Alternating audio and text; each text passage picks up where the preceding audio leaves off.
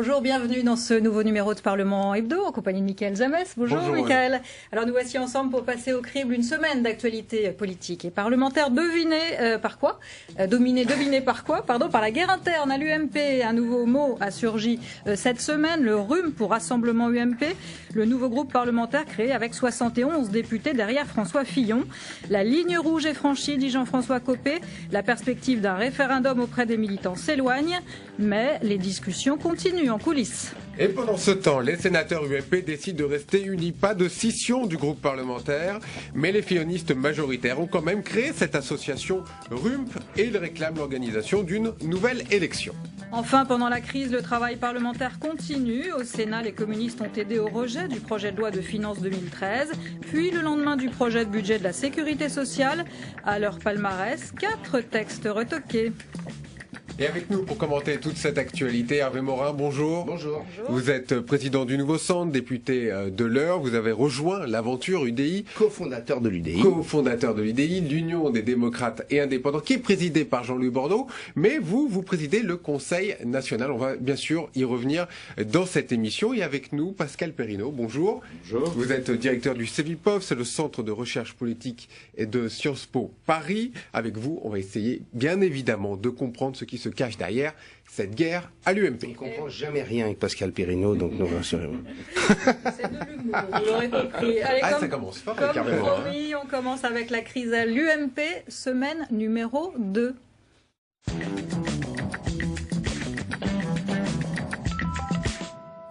Et si vous avez raté le principal épisode de la semaine, c'était mardi. La commission des recours ayant proclamé Jean-François Copé président de l'UMP, François Fillon organise la riposte.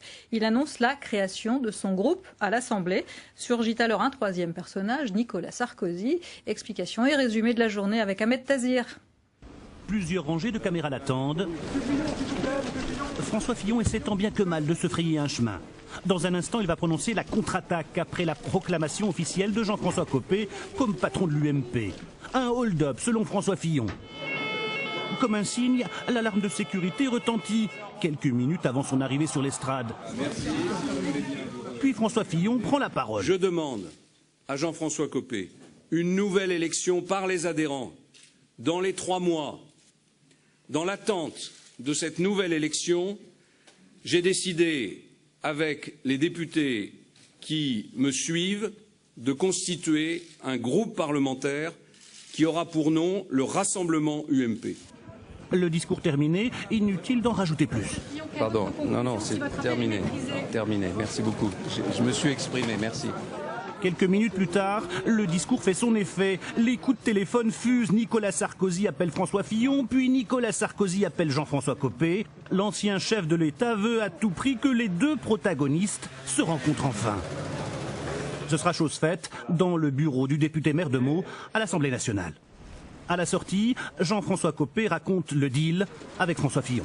J'ai à cette occasion demandé à François Fillon de renoncer à son projet de constituer un groupe dissident de l'UMP et renoncer aussi à son projet de recours en justice. En contrepartie, j'ai proposé à François Fillon que l'on donne la parole aux militantes et aux militants de l'UMP pour qu'ils se prononcent par référendum pour savoir s'ils souhaitent ou non que l'on recommence à voter. Réponse du berger à la bergère. François Fillon est favorable à un référendum sur un nouveau vote des militants UMP. Il fait parler sa garde rapprochée. Il y a une évolution très nette alors que ce matin il n'était pas question de voter à nouveau. On voit qu'il y a un progrès qui est fait, nous l'acceptons comme étant positif. Pour préserver l'unité du mouvement, vive le référendum. En attendant, la famille UMP fait chambre à part, mais sans divorce pour le moment. Voilà, le mardi se terminait par une note d'espoir et le mercredi, patatras, Jean-François Copé, furieux de voir François Fillon ne pas abandonner l'idée de son groupe parlementaire, eh bien il fait marche arrière, fin de négociation, le référendum s'éloigne. Écoutez. La réponse arrive ce matin, et je l'ai appris hier soir tard, publié au journal officiel, le groupe dissident RUMP Room, je sais pas comment on dit, avec 60 et quelques députés, ceci. Bon, à partir de là, je considère que les conditions ne sont pas réunies. Voilà. Donc, il n'y aura pas de référendum. Écoutez, à partir du moment où il y a un groupe parlementaire publié au journal officiel, dissident, c'est-à-dire exactement l'inverse de ce qu'on a évoqué, bon, voilà, je crois que chacun maintenant comprend ce qu'il faut comprendre. Ouais, Hervé Morin, est-ce que vous comprenez tout ce qui se passe ou est-ce que vous dites que ces deux hommes sont tombés sur la tête? Je pense qu'il faut que ça s'arrête, mais je pense que derrière ça, il y a en fait la construction. Alors, c'est deux RPR, deux anciens RPR qui se combattent. Mais derrière ça, il y a une fiction qui est la création de l'UMP. L'UMP s'est constituée en 2002 dans un contexte très particulier où Jacques Chirac n'a pas besoin des centristes pour gagner le deuxième tour de l'élection présidentielle et constitue un vaste rassemblement qui tient pendant 10 ans pour une raison simple, c'est que le chef de l'UMP est à l'Élysée. Et donc l'obligation de solidarité, de collégialité, de solidité fait que le système tient. Et puis dès que l'UMP tombe dans l'opposition, eh bien ça s'effondre parce que en réalité la droite et le centre et l'ensemble de cette grande famille politique-là a trop de divergences, notamment et d'autant plus que vous êtes aujourd'hui dans un contexte de droitisation considérable. Il y a beaucoup de tabous qui sont tombés. En clair, pendant 40 ans ou 50 ans, il y avait des mots, il y avait un positionnement politique qui était interdit parce qu'on avait le souvenir de Vichy.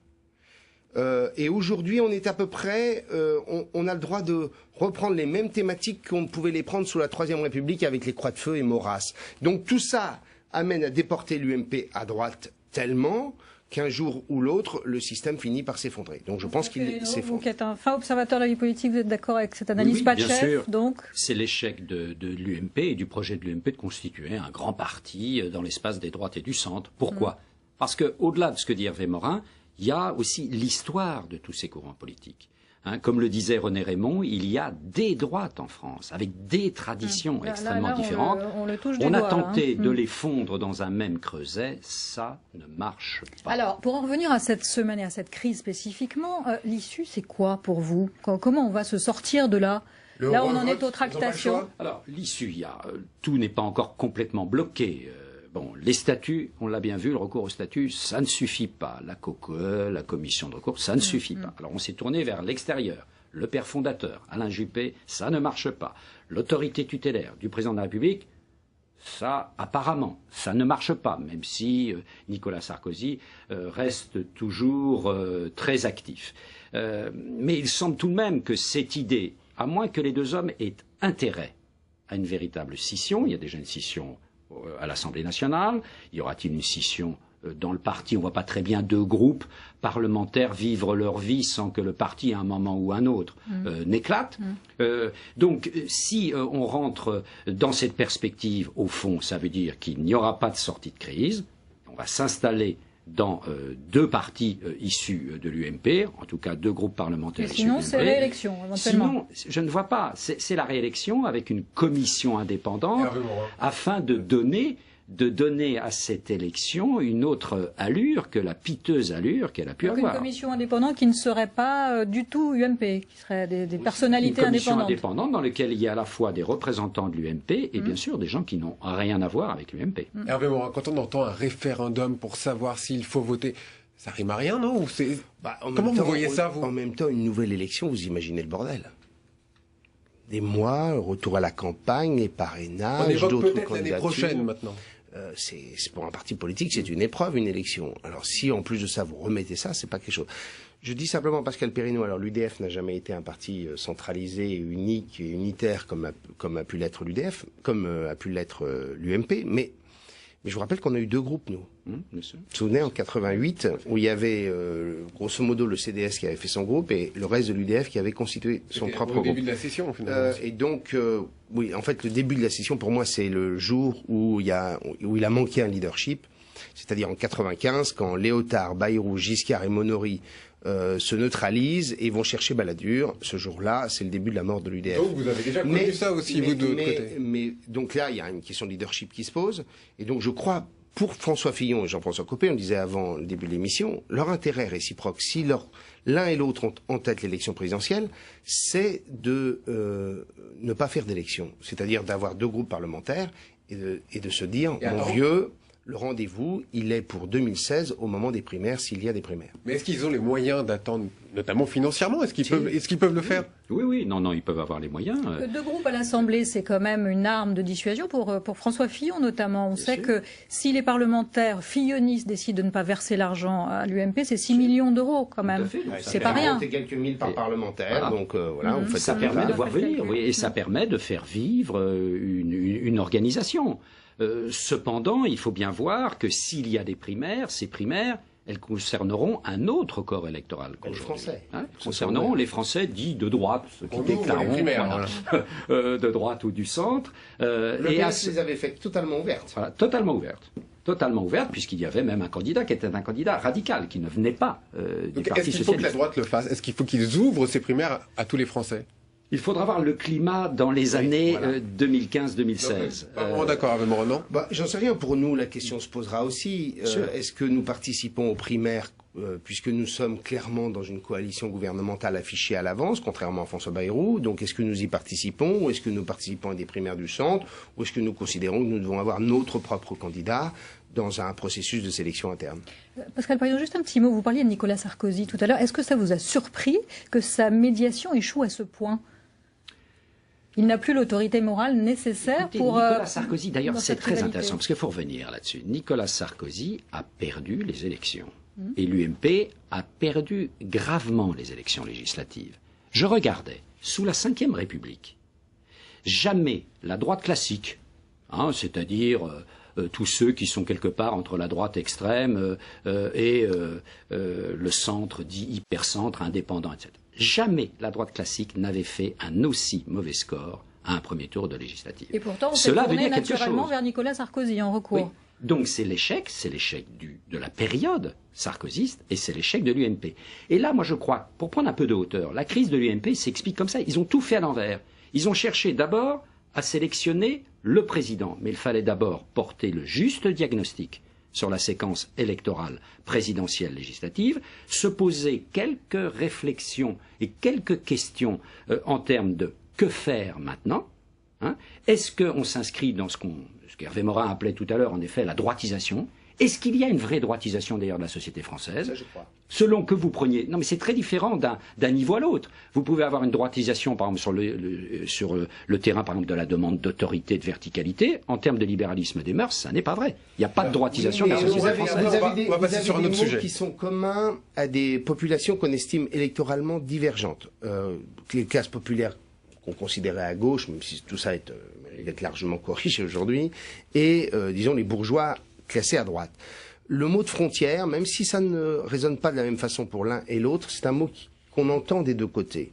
Le mot d'anticapitalisme ou d'antilibéralisme, on l'entend des deux côtés. Le mot de peur de l'étranger, on l'entend des deux côtés. Et donc il y a très clairement des propos qu'on entend dans la société française qui sont des propos qu'on n'entendait pas il y a 20 ans et qui sont partagés, j'allais dire, par toutes les couches sociales de la société française quand même, franchement. Alors, moi je crois qu'il faut avoir un diagnostic. On va revenir sur le sujet. Mais on va revenir sur cette histoire de guerre à l'UMP. Vous savez que François Fillon, lui, il a réuni ses troupes au Sénat. Au sein du groupe, il est majoritaire au Sénat. Ils appellent à un nouveau vote, mais pas de groupe dissident, comme nous explique Jérôme Rabier. Après la création hier d'un groupe à part à l'Assemblée, François Fillon a consacré sa seule sortie publique de la journée aux sénateurs qui le soutiennent. Autour d'un petit déjeuner, il est venu avec eux concocter la stratégie à adopter pour le groupe sénatorial de l'UMP. Et à la sortie, la demande était claire. Nous voulons revoter. Je crois que si l'affaire du référendum ne peut plus tenir parce que Jean-François Copé n'en veut pas après l'avoir proposé, nous demandons simplement que l'on redonne la parole aux militants. C'est la seule manière d'en sortir et je crois que c'est d'ailleurs ce que majoritairement les militants veulent. Ils ont alors imposé le vote d'une motion au groupe dans son ensemble, pourtant dirigée par un proche de Jean-François Copé, le sénateur maire de Marseille, Jean-Claude Gaudin. Ce dernier a dû se rallier à la loi du nombre. C'est pas un ultimatum, ça s'appelle un vœu, un souhait. Mais il est clair que les sénatrices et les sénateurs du groupe UMP, qui sont aussi des responsables politiques, souhaitent que l'on puisse faire un nouveau vote à l'intérieur de notre formation politique. D'autres soutiens de Jean-François Copé, qui n'ont pas pris part au vote pour marquer leur opposition, préfèrent minimiser l'ampleur de cette décision. Je ne suis pas sûr que ce texte de motion du Sénat rajoute grand-chose au débat, mais bon, il mange pas de pain, si je puis dire, dans la mesure où c'est à la fois pas une injonction et le groupe n'a pas éclaté. Fidèle à son image de pondération, le Sénat a encore une fois voulu se différencier. Hors de question de diviser une famille politique déjà affaiblie, même si cette demande de nouveau vote a permis de vérifier la forte domination des fillonistes au sein du groupe UMP à la Haute Assemblée. Pascal Perrineau, d'un mot, quelle importance accorder au fait que les parlementaires, les sénateurs UMP n'aient pas décidé la scission par rapport à l'Assemblée nationale ? Bon, c'est important parce que ça montre que dans cette autre assemblée, la logique de l'affrontement, de la scission, de la crispation autour de Fillon d'un côté, de Copé de l'autre, rencontre des réticences. Et il ne faut pas oublier que ces sénateurs sont aussi l'expression des élus locaux de l'UMP. Et ces élus locaux de l'UMP, ils voient bien que très bientôt, dans les élections locales, régionales, il y aura un combat commun et que ça n'est peut-être pas la solution la plus intelligente d'aborder ça dans la dispersion qui s'annonce en particulier à l'Assemblée nationale. On va voir comment se passent les partiels, c'est intéressant. Parce oui, que les partiels qui vont, des législatives, parce que normalement le PS allait être balayé, ils allaient tous les perdre, et là, c'est plus ce que ça va donner. Finalement, le Sénat est plus l'expression de la base cette fois-ci. Et plus l'expression, en tout cas, de la base. Parce que regardez également, par exemple, dans le quotidien Le Figaro, ce matin, l'enquête qui est sortie auprès des électeurs de la droite, des électeurs de l'UMP. Eh bien, 80% des Français. Voilà, ils veulent une solution qui est une solution de rassemblement. Ils veulent une solution dans laquelle le référendum s'imposerait. On va en venir à votre parti, à Hervé Morin. Pendant que l'UMP se déchire, votre rassemblement centriste de l'UDI donne l'image de l'unité. Inauguration mercredi matin des nouveaux locaux du parti dans le 7e arrondissement de Paris, en présence des principaux responsables politiques du mouvement, dont vous étiez présent pour le discours du président de l'UDI, donc Jean-Louis Borloo, qui profite de cette crise de l'UMP pour réaffirmer sa place. On écoute. Force est de constater ce matin que s'il n'y avait pas l'UDI, il n'y aurait probablement pas de force sereine, crédible de l'alternance en France. Nous ne nous réjouissons pas de ce qui se passe chez nos partenaires de la coalition, car dans les démocraties, il faut des coalitions. Bon, on voit quand même un petit sourire. Combien de demandes d'adhésion en plus à l'UDI et puis au nouveau centre, peut-être, tout particulièrement Oui, c'est vrai qu'on connaît une embellie, mais qui, à mon sens, n'a rien à voir, sauf marginalement, avec les déchirements de l'UMP. Ouais. Quand vous êtes militant, vous ne déchirez pas votre carte pour aller dans le parti d'à côté. Ça, c'est des conneries. C'est ce qu'on entend un peu, quand même, côté des militants. Ceux qui disent ça, ils disent « ouais, mais c'est marginal ». Le mouvement d'adhésion que nous connaissons est un mouvement d'adhésion qui correspond tout simplement au fait qu'il y a une dynamique et que ceux qui sont centristes, libéraux, européens, humanistes, se disent « enfin ». Ils ont cessé leur machine à baffe qui faisait que à chaque élection, à chaque moment, ils se divisaient, ils se séparaient. Et finalement, on n'était plus du tout audible. Donc on décourageait tout le monde. Donc reviennent vers nous. Moi, je le vois d'ailleurs quand on a des réunions, des têtes, des visages qu'on a connus du temps de l'UDF rayonnante et qui se disent peut-être qu'il y a de l'espoir dans cette maison. L'UDI, c'est le grand gagnant de cette guerre à l'UMP ? C'est un des grands gagnants dont on parle le moins, on parle peu, parce qu'il y a une lecture qui, à mon avis, doit être prudente, qui consiste à dire ce sont les extrêmes qui en profitent. Attention, quand vous regardez attentivement les enquêtes d'opinion, aujourd'hui, vous apercevez par exemple que l'image du Front National reste étale, mais qu'en revanche, l'image de l'UDI, ce tout nouveau parti politique, est en véritable explosion. Vous regardez toutes les dernières enquêtes, l'UDI a pris plus de 10 points. En moins de 2 semaines. C'est un signe. Et surtout, on s'est installé. C'est-à-dire qu'en moins de 2 mois, les Français savent ce que c'est, ce qui est quand même assez rare. C'est dur d'installer une marque dans une... Donc là, vous avez un nouvel électorat, une nouvelle vision, un espace sur lequel vous pouvez jouer, qui a manqué aux dernières élections. Nous avons une constellation...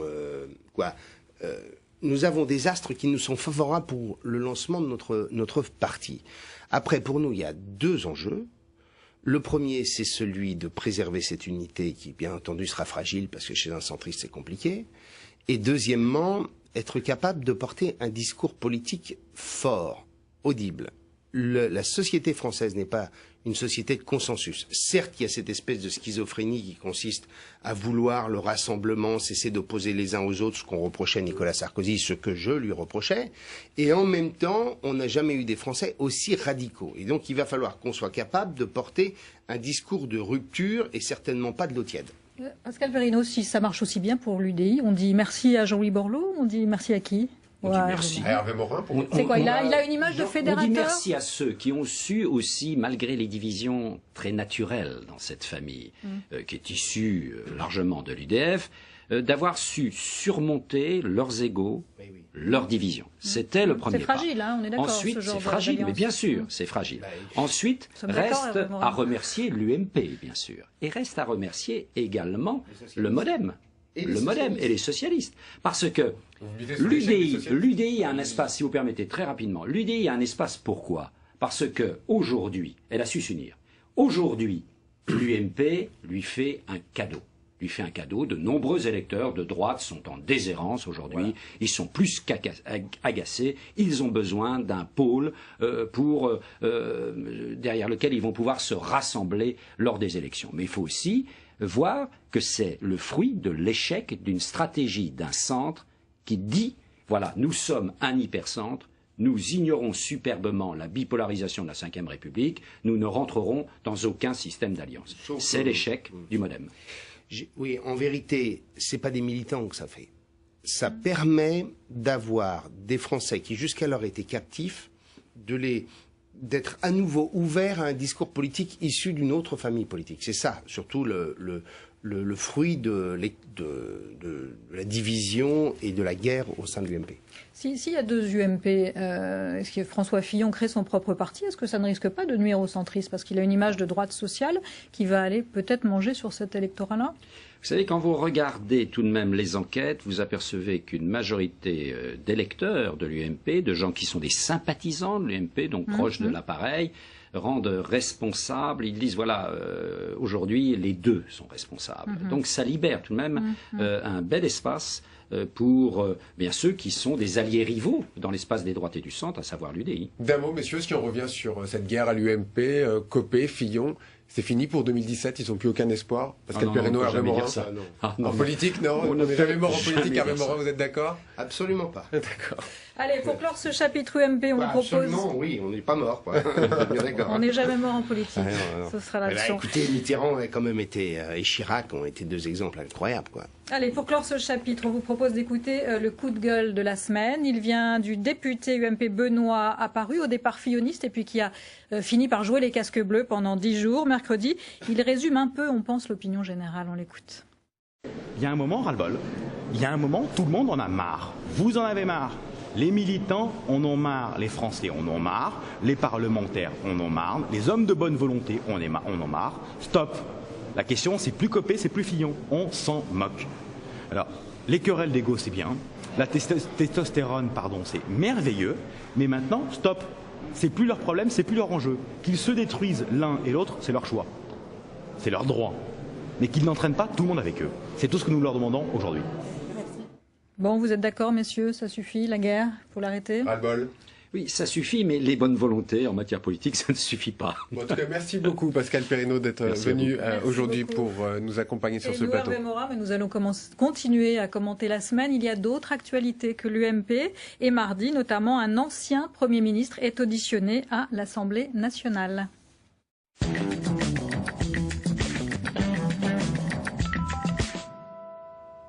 En ce mardi, Lionel Jospin est entendu par la commission des lois de l'Assemblée pour défendre son rapport sur la rénovation et la déontologie de la vie publique. Il est tout principalement attendu sur le cumul des mandats. Chloé Baïse. Lionel Jospin présente à la commission des lois son rapport de la commission de déontologie et de la vie politique.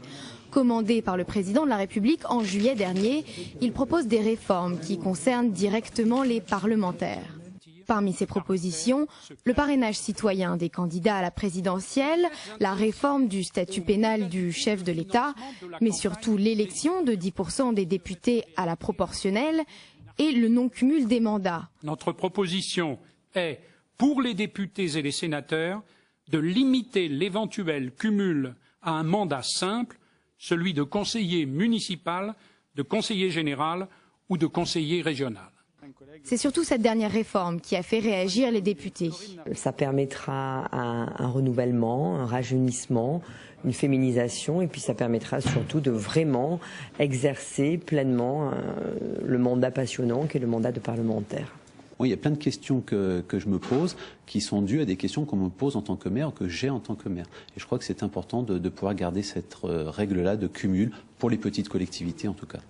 Si le non-cumul des mandats est adopté, il pourrait être mis en application dès 2014 aux élections municipales.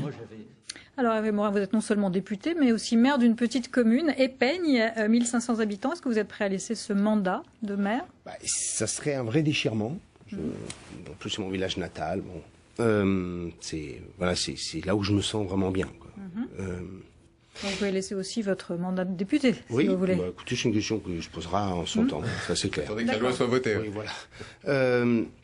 Non, moi j'ai été très longtemps favorable à la fin du cumul des mandats et je dois reconnaître que j'ai évolué et que j'ai changé d'avis. Pourquoi J'ai changé d'avis pour une raison très simple, c'est que je pense que on peut alors faire un toilettage, considérer qu'on se limite à 2 mandats en y intégrant les communautés de communes, etc. Bon, ça je suis tout à fait d'accord, il faut probablement encore restreindre le champ. Je suis contre la fin du cumul pour une raison simple, c'est qu'on est dans un État centralisé, on est dans un État jacobin. Et l'élu local qui ne peut pas s'appuyer et être relayé par des élus nationaux qui eux-mêmes sont des élus locaux, c'est grosso modo des élus locaux. C'est ce qu'on entend de beaucoup d'élus, effectivement. On entend aussi de la part des sénateurs, des sénateurs socialistes aussi également. On aurait pu d'une part, on peut faire une exception pour le Sénat, qui est le représentant des collectivités locales. Mais je parle pour les députés. Une administration ne décroche pas son téléphone quand vous êtes un élu local. Quand vous voulez défendre un bout d'autoroute, un échangeur, quand vous voulez défendre je ne sais quelle infrastructure, si vous êtes un élu local, l'administration centrale ne vous entend pas. Et il y a donc besoin, dans cet État centralisé, que des élus locaux ayant des mandats nationaux puissent porter cette idée-là.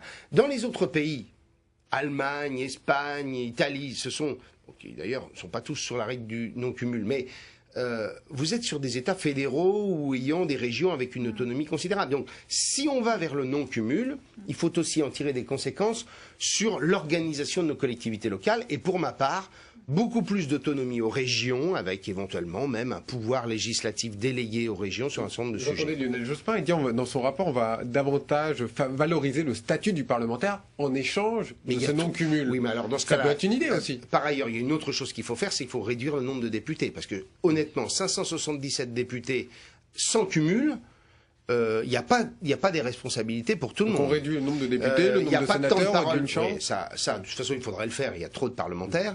Mais quoi qu'il arrive, je me permets de vous signaler que donner des responsabilités, un jeu et un rôle à 900 parlementaires sans cumul, vous allez avoir beaucoup de gens qui vont s'ennuyer. Hein. Très rapidement, Hervé Morin. Il faut dire les choses telles qu'elles sont, c'est vrai. Très rapidement, un mot d'une autre préconisation du rapport. Rester dans l'hémicycle sur le banc sans pouvoir prendre la parole, sans s'exprimer, franchement, ça va faire des frustrés. Hein. Le changement des règles de parrainage, 150 000 parrainages citoyens au lieu des 500 parrainages d'élus, ça vous convient ça j'ai souffert de l'expérience de parrainage. Il y a peu de temps. Il faut changer de système. Il faut le changer parce qu'à chaque fois, on voit bien que tout ça devient très compliqué, même pour des candidats. Alors moi, on peut dire Morin, excès 1%, etc. Bon, mais pour ceux qui, comme Marine Le Pen, étaient crédités de scores élevés, le combat, le risque de ne pas se retrouver au premier tour de la présidentielle n'est pas supportable. Allez, on va passer au mercredi. Encore un texte rejeté au Sénat.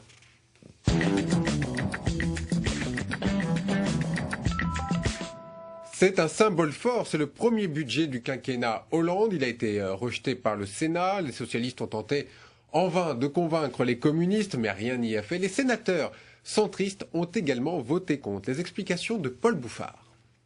Les communistes s'abstiennent et le premier budget du quinquennat Hollande est rejeté au Sénat. Le volet recettes est retoqué, 156 voix pour et 165 contre. À la sortie, le ministre du budget est une fois de plus confronté à la réalité, une haute assemblée frondeuse. Il y a une majorité de gauche au Sénat, mais il n'y a pas une majorité gouvernementale comme il y en a une à l'Assemblée nationale. Mais chacun sait que l'Assemblée nationale a le dernier mot en cas de contestation avec le Sénat, et l'essentiel est bien là. Le PLF 2013 prévoyait 24 milliards de hausse d'impôts. Au moment du vote, les sénateurs communistes ne soutiennent pas le gouvernement. Nous pensons, comme l'a rappelé Thierry Foucault tout à l'heure, qu'il ne faut pas s'arrêter au milieu du gué. C'est avec un esprit véritablement responsable que nous prenons cette décision d'abstention, car nous souhaitons que le budget donne les moyens à l'État de mener une politique de progrès social et de progrès humain. Après ceux de l'énergie, de la programmation budgétaire et du budget de la sécurité sociale, c'est le 4e texte repoussé par la Haute Assemblée, pourtant de gauche. Le texte reviendra à l'Assemblée nationale avec une adoption définitive avant le 20 décembre. Alors, le Sénat a rejeté également en 2e lecture le projet de loi de financement de la sécurité sociale pour 2013. Alors, Hervé Morin, encore un texte rejeté. Les sénateurs centristes disent que c'est un grand gâchis, c'est presque la fin du bicamérisme. On ne va pas au bout des textes et du coup c'est rejeté même après quelques amendements, après quelques lectures. Bah, heureusement que ces textes sont rejetés, sont des mauvais textes. Oui, mais on pourrait aller au bout de ces lectures. C'est ce que dit Jean Arthuis, que vous connaissez bien, qui est un sénateur centriste. Bien sûr. Mais bon, écoutez, c'est le jeu classique. On l'a vu des dizaines de fois dans l'histoire du Sénat, de textes qui, après, sont rejetés au moment des motions de procédure. Donc pour vous, c'est pas grave, finalement, que ce texte soit rejeté sans qu'on aille au bout de l'examen? Non, ça me paraît pas. C'est pas la fin du bicamérisme, comme il le dit. Non. Écoutez, j'aime beaucoup Jean Arthuis, mais je n'avais pas vu ça comme ça. Mais... Alors à l'Assemblée, cette semaine, au contraire, il n'y a eu aucune opposition dans l'hémicycle sur quoi que ce soit, notamment le projet de loi sur le logement qui avait été âprement débattu avant d'être rejeté par le Conseil constitutionnel, a été là adopté très facilement. Vous avez senti cette vacance sur les bancs de l'UMP cette semaine? Bah, oui, c'est vrai. On ne peut pas dire le contraire. Bah, vous savez, il y a des moments dans la vie où tout d'un coup, les esprits sont concentrés sur d'autres sujets. Et si on revient un petit peu sur le fond de ce projet de loi de finances, il n'y a rien qui trouve grâce à vos yeux? Ce projet de loi de finances, c'est une folie totale. C'est tout. C'est aussi simple que ça. On a asséché le financement de l'économie française. Mélenchon avait dit de François Hollande que c'était un capitaine de pédalo. Excusez-moi, moi je trouve que c'est un amiral d'optimistes, ces petits bateaux, parce qu'ils tirent des bords. Donc mais il n'y a pas de cap. C'est du zigzag permanent.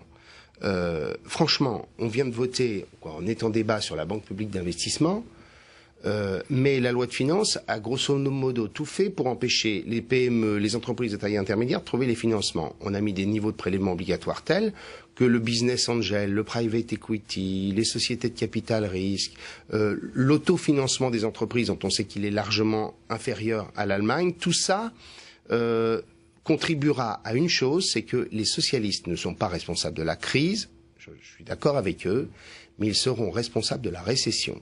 La récession de 2013, ça sera la leur, malheureusement, pour les Français. Oui, remettre ça sur l'héritage de Nicolas Sarkozy, oui, enfin, vous dites le contraire. Je dis que quand on crée toutes les conditions pour mettre l'économie française à mal, on ne peut pas uniquement se porter sur l'héritage. Et j'observe par ailleurs que dans un certain nombre de pays, on commence à avoir les prémices d'un léger redressement de l'économie.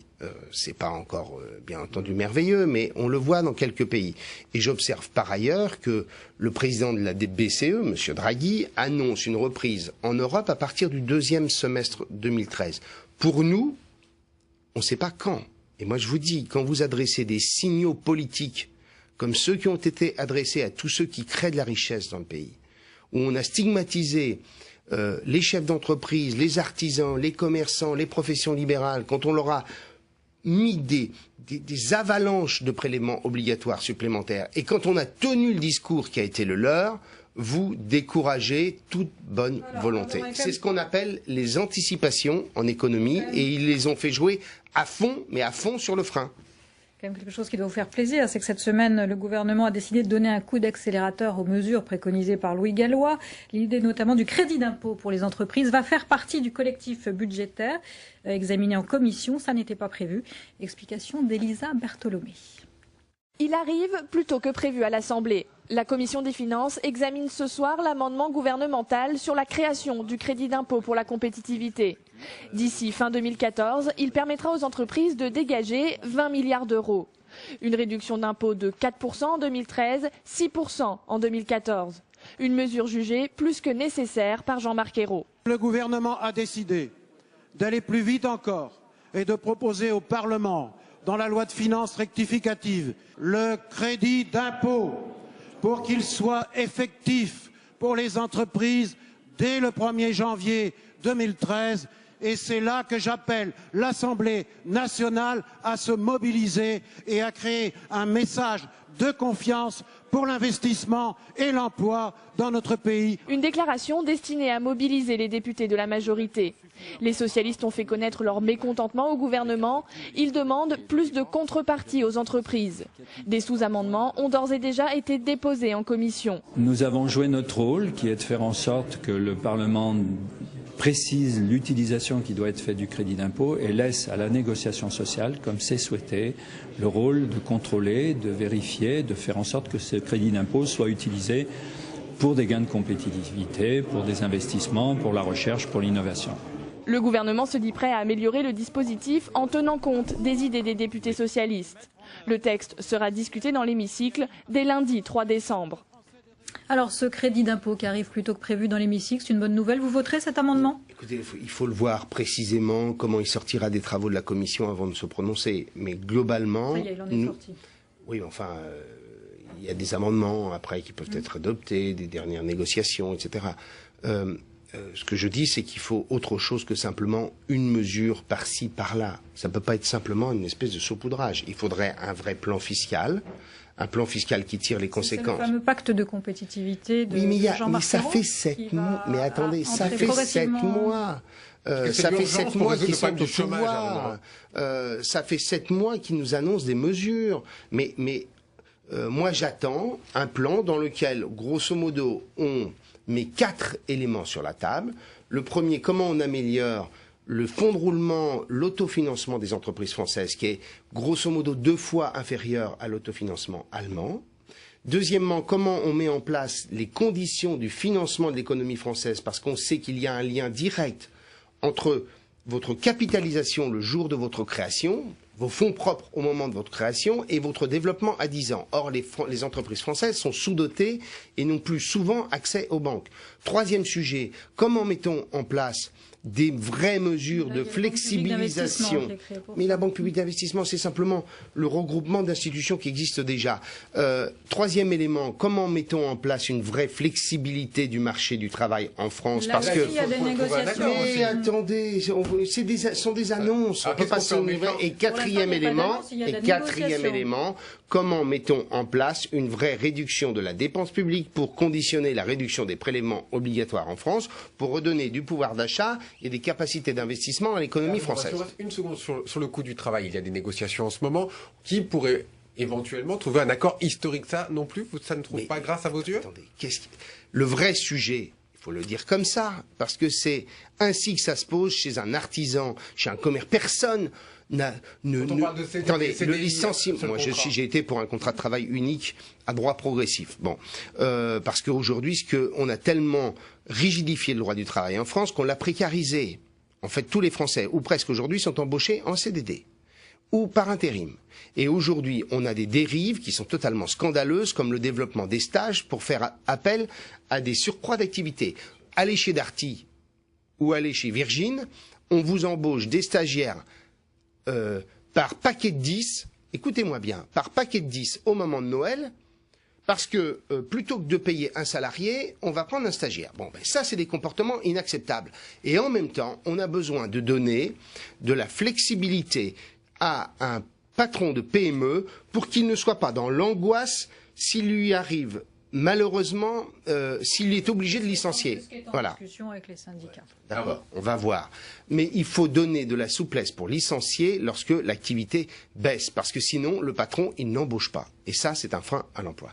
Et le dernier sujet, c'est qu'il nous faut absolument remettre le pays au travail en bossant un peu plus, d'où ma proposition qui, pour moi, reste toujours d'actualité, de 37 heures de travail par semaine.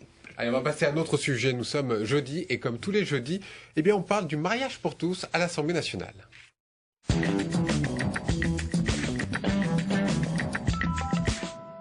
La commission des lois auditionne tous les jeudis en vue de l'examen du projet de loi ouvrant le mariage et l'adoption aux personnes du même sexe. Cette fois, c'est au tour des instances religieuses. C'est un sujet de Thibault Le Floch. Pas de curé dans notre assemblée. André 23, occupe-toi de ton culte. C'est avec ce slogan qu'une trentaine de personnes pro-mariage homo ont décidé de manifester contre l'audition par les députés des représentants des cultes. Ces derniers, quant à eux, estiment qu'il est normal de les auditionner. Il n'y a pas de raison que les représentants des cultes n'aient pas droit au chapitre, tout simplement. Mais on ne veut pas faire la loi, moi je n'irai pas manifester contre le gouvernement. Mais j'aime bien dire pourquoi je ne suis pas d'accord avec ce qu'il propose. Salle Lamartine, l'ambiance n'est pas à la manifestation mais à la réflexion. L'ensemble des représentants des cultes, à l'exception des bouddhistes, ont réaffirmé leur hostilité à l'ouverture du mariage pour les couples homosexuels. Une position que regrettent les députés de gauche qui siègent dans cette commission. Et vous le savez mieux que quiconque, vous qui représentez la religion juive. Vous le savez mieux que quiconque, vous qui représentez la religion musulmane. Vous le savez mieux que quiconque, vous qui représentez la religion protestante. Ça a toujours été les autres qui vous ont exclus. Et cette espèce d'exclusion n'est-il pas enfin temps d'y mettre fin pour l'une des parties essentielles de notre société? Chacun campe sur ses positions, ce qui donne l'impression à certains religieux que le débat est biaisé. La difficulté qui s'est posée à nous cet après-midi, c'est d'être représentés tous ensemble comme les religions. Il n'y avait pas de députés UMP ou de députés de la droite qui ont posé des questions, ce qui a générer une image tout à fait surprenante de religion monothéiste face à des députés socialistes. L'audition est également jugée trop courte, mais difficile d'accorder les points de vue en 2 heures, alors que l'homosexualité reste un sujet sulfureux pour les principales religions monothéistes. Alors que dit le député maire Hervé Morin sur le mariage pour tous? On aurait eu un contrat d'union civile, on aurait évité cette guerre dans le pays dont on n'a pas besoin. Vous entendez les instances religieuses, ils sont contre évidemment? Non mais pour beaucoup, le mariage a un côté sacré. Et donc, plutôt que d'employer le mot mariage... c'est le mot qui vous... C'est l'appellation. Oui, c'est le mariage. Voilà. Pour certains, c'est la filiation. Moi, j'ai aucun problème pour signer un contrat d'union, d'être d'officier pour un contrat d'union civile à la mairie d'un couple homosexuel. Ce sera un contrat d'union civile de toute façon. Après, on parle pas de mariage religieux. La politique, ce sont aussi des mots, parce que ces mots, ce sont des symboles. Donc, alors, pour certains à droite, on pense notamment à François Fillon et d'autres, le problème c'était la filiation, l'adoption des enfants. Moi, je suis pour l'adoption par les couples homosexuels pour une raison simple, c'est qu'aujourd'hui, on est dans un régime de faux cul. Quand vous êtes homosexuel, qu'est-ce que vous faites? Vous cachez dans le placard votre compagnon, vous vous faites agréer parce que les célibataires ont droit d'adopter en France, et puis cet enfant finit par arriver dans la maison et il est élevé par un couple. Et donc, de 2 choses l'une, soit la loi française considère que, en effet, il faut un père et une mère, et dans ce cas-là, on interdit l'adoption par un couple, par un célibataire, soit on en tire les conséquences. Et les conséquences, c'est qu'aujourd'hui, on a un enfant qui est adopté par un parent, qui est élevé par 2 parents, et où l'autre n'a aucun moyen d'assurer sa protection, de lui transmettre son patrimoine, etc., etc. Donc je dis au nom du droit de l'enfant, au nom de la protection de l'enfant, qui va être élevé par 2 mères ou 2 pères, moi-même ça me perturbe. Je ne vais pas vous dire le contraire. Je pense qu'un enfant est mieux avec un père et une mère, qu'il a plus de chances de s'en sortir. Bon, même si tout n'est pas parfait dans notre monde, dans le monde des hétérosexuels, loin s'en faut. Mais honnêtement, je suis favorable parce que je veux protéger l'enfant qui aujourd'hui existe. Il y a à peu près une 40aine d'enfants chaque année qui sont adoptés par un célibataire et qui sont élevés ensuite par un couple homosexuel. Bon, donc tous les n'est pas parfait dans le monde des hétérosexuels. Ce sera la phrase de la fin de cette émission. Merci Hervé Morin d'avoir été avec nous. Et nous on se retrouve la semaine prochaine. Ah bah oui. Bonne semaine à tous. Au revoir. J'espère pour vous.